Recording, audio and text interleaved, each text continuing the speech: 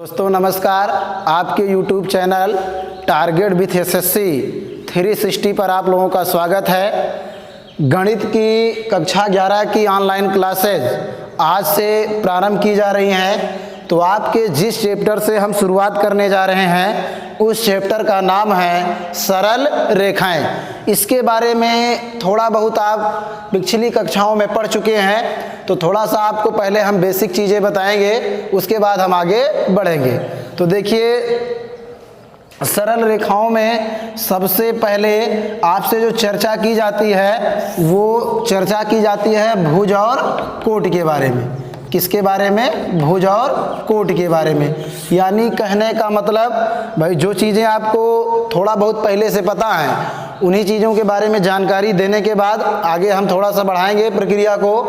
तो भुज और कोट, ये आपका एक्स अक्ष है, एक्स एक्सिस, ये आपका वाई अक्ष है। ठीक है, एक्स अक्ष को क्या कहते हैं? भुज कहते हैं। वाई अक्ष को क्या कहते हैं? कोट कहते हैं। ठीक है, अब देखिए आपको पता है ये आपका पॉजिटिव होता है, ये निगेटिव, इधर आपका पॉजिटिव होता है, इधर निगेटिव। तो निर्देशांक के बारे में आप पढ़ चुके हैं कि जो है आपका ये 4/4 होता है, ये आपका फर्स्ट होता है, ये सेकंड होता है, ये थर्ड होता है, ये फोर्थ होता है। इन्हीं चीज़ों के बारे में आपको जानना है कि कैसे अगर हमें किसी पॉइंट को चतुर्थांश पर अगर हमें उस पॉइंट को ज्ञात करना है तो हम किस प्रकार उसको ढूंढ सकते हैं। यहाँ पर ये चीज़ें जानना है। तो एक्स अक्ष आपका भुज होता है, वाई अक्ष क्या होता है? कोटि होता है। यहाँ पर आपका एक्स डैश, ये आपका एक्स है, इधर आपका एक्स डैश है, ये वाई डैश, इधर आपका पॉजिटिव, इधर निगेटिव, ऊपर पॉजिटिव और नीचे निगेटिव। तो देखिए सबसे पहला जो आपका चतुर्थांश होता है, यहाँ पर हम देखेंगे कि इसमें आपका x भी पॉजिटिव है और y भी क्या है? पॉजिटिव है। तो चूंकि अगर किसी भी निर्देशांक को हम दर्शाते हैं तो वो होता है आपका x, y, कहने का मतलब भुज, कोटि। तो आपका प्लस, प्लस।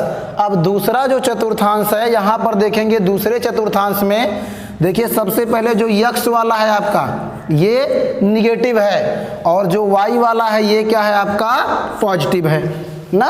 कहने का मतलब है कि x निगेटिव, y पॉजिटिव, यानी माइनस, प्लस। तीसरे चतुर्थांश में ऐसे जाएंगे तो x भी निगेटिव है, y भी क्या है? निगेटिव है, यानी माइनस, माइनस। अब चौथे चतुर्थांश में इसी प्रकार हम जाएंगे तो चौथे में जो x है ये आपका पॉजिटिव है और y क्या है? निगेटिव है। तो चारों चतुर्थांशों में किस प्रकार हमें पॉजिटिव और निगेटिव के बारे में जानकारी प्राप्त हुई? सबसे पहले आपका प्लस, प्लस, दूसरे वाले में माइनस, प्लस, तीसरे वाले में माइनस, और चौथे वाले में प्लस, माइनस। अब देखिए जैसे अगर हमसे कोई कह दिया जाए कि कोई बिंदु है 2, अगर हमसे पूछ लिया जाए कि कोई पॉइंट है 2, ये किस चतुर्थांश में स्थित है, तो हम यहाँ पर आपको जिस तरह से भी हमने बताया कि जो है सबसे पहले भाई x प्लस है, y क्या है? माइनस है। लिखा क्या गया है हमें उससे मतलब नहीं है, हम ये देखेंगे कि x का चिन्ह क्या है और y का चिन्ह क्या है। तो ये प्लस है, ये माइनस, और ये हमको मिल कहाँ पर रहा है? चौथे तक चतुर्थांश में, यानी ये किस चतुर्थांश में स्थित है? चौथे चतुर्थांश में स्थित है। तो इस प्रकार किसी भी बिंदु को हम ये ज्ञात कर सकते हैं कि वो किस चतुर्थांश में स्थित है।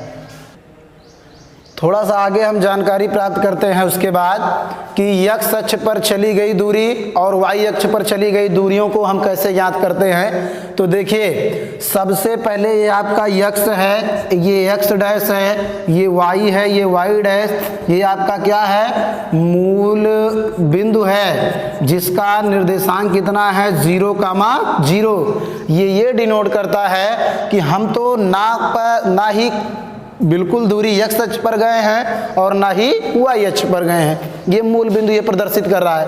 अब देखिए अगर हम यहाँ पर x अक्ष का समीकरण निकालें, x अक्ष का समीकरण, तो x अक्ष का समीकरण y बराबर 0, एक्स अक्ष का समीकरण, तो क्या हो जाएगा, y बराबर 0। चूंकि जब हम x अक्ष का समीकरण निकालते हैं तो y अक्ष पर बिल्कुल भी दूरी हम तय नहीं करते हैं। इसी प्रकार अगर हम y अक्ष का समीकरण निकालेंगे तब ये हमारा हो जाएगा x बराबर 0।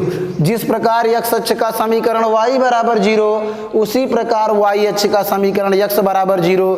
चूंकि जब y अक्ष का समीकरण हम ज्ञात करते हैं तब हम x अक्ष पर बिल्कुल भी दूरी तय नहीं करते हैं। इसी प्रकार अगर हमें निकालना हो कि x अक्ष के समांतर रेखा का समीकरण, ये निकालना हो x अक्ष के समांतर रेखा का समीकरण। अगर कोई रेखा x अक्ष के समांतर है, कोई रेखा x अक्ष के क्या है, समांतर है, और यहाँ से यहाँ तक की दूरी कितना है, a, यहाँ से यहाँ तक की दूरी कितना है, a, तो ये समीकरण हो जाता है y बराबर a। भाई चूंकि अगर ये रेखा x अक्ष के समांतर है तो ये y अक्ष पर कुछ ना कुछ दूरी तय कर रही है, और वो तय की गई दूरी कितना है, a मात्रक है, इसलिए y का मान a है, यानी y बराबर a। अब रेखा का समीकरण y माइनस a बराबर 0 हम लिख सकते हैं। अगर यही निगेटिव पॉइंट यानी नीचे की तरफ है तब y बराबर कितना हो जाएगा, माइनस हो जाएगा। बात आपको समझ में आ रही होगी। इसी प्रकार अगर हमको y अक्ष के समांतर रेखा, y अक्ष के समांतर रेखा का समीकरण निकालना हो तो कोई रेखा अगर y अक्ष के समांतर है, मान लीजिए यहाँ तक b दूरी तय कर रहा है, तो y अक्ष के अगर समांतर है तो कुछ ना कुछ दूरी x अक्ष पर जाएगा, यानी कहने का मतलब x बराबर कितना हो जाएगा, b। अगर यही ऋणात्मक दिशा में है तो x बराबर क्या हो जाएगा, माइनस b। इस प्रकार x अक्ष का समीकरण y बराबर 0, y अक्ष का समीकरण x बराबर 0, x अक्ष के समांतर रेखा का समीकरण होता है y अक्ष पर चली गई दूरी, यानी y बराबर a, और y अक्ष के समांतर रेखा का समीकरण x बराबर b, जहां पर जो b है ये रेखा द्वारा x अक्ष पर चली गई दूरी है। इसके बाद हम जानते हैं रेखा का ढाल या प्रवणता। रेखा का ढाल या प्रवणता, देखिए कोई रेखा x अक्ष की धन दिशा के साथ जितना कोण बनाती है उसके स्पर्शज्या के मान को, टेंजेंट यानी स्पर्शज्या के मान को रेखा का ढाल या प्रवणता कहते हैं। यानी जो फॉर्मूला होता है m बराबर tan थीटा।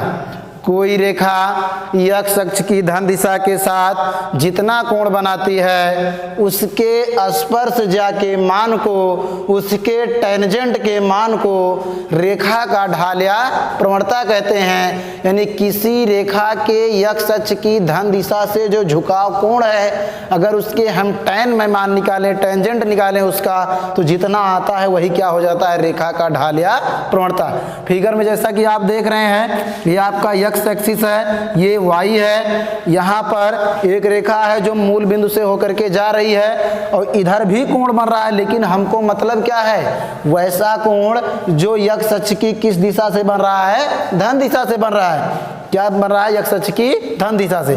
अभी अगर कोई रेखा ऐसे होकर के जाती तो हम ये कोण ना लेते, कौन सा कोण लेते, ये वाला, क्योंकि जो x अक्ष की धन दिशा है वो ये वाली है। और परिभाषा में साफ साफ बताया जा रहा है आपको कि x अक्ष की धन दिशा के साथ जो कोण बनाती है उसी के स्पर्शज्या के मान को क्या कहते हैं, रेखा का ढाल या प्रवणता। अब मान लीजिए ये रेखा 120 अंश का कोण बना रही है। कितने अंश का कोण बना रही है, 120 अंश का। अगर हमको यहाँ पर रेखा का ढाल निकालना है तो m बराबर tan 120, यहाँ से m बराबर tan। अब देखिए 90 प्लस 30, ये पढ़ चुके हैं। दूसरे चतुर्थांश में जाएगा, दूसरे में tan होता है निगेटिव, tan का परिवर्तन cot में, तो ये हो जाएगा cot 30 अंश। और यहाँ पर cot 30 अंश का मान होता है √3, तो ये बराबर आ जाएगा m बराबर माइनस का √3। तो इस प्रकार हम रेखा का ढाल या प्रवणता निकाल सकते हैं। कोई रेखा x अक्ष की धन दिशा के साथ जितना कोण बनाती है, उस रेखा के यानी उस कोण के स्पर्श ज्या के मान को क्या कहते हैं? रेखा का ढाल या प्रवणता। ध्यान इतने देना है कि हमको जो कोण देखना है वो x अक्ष की धन दिशा से देखना है, ना कि ऋण दिशा से।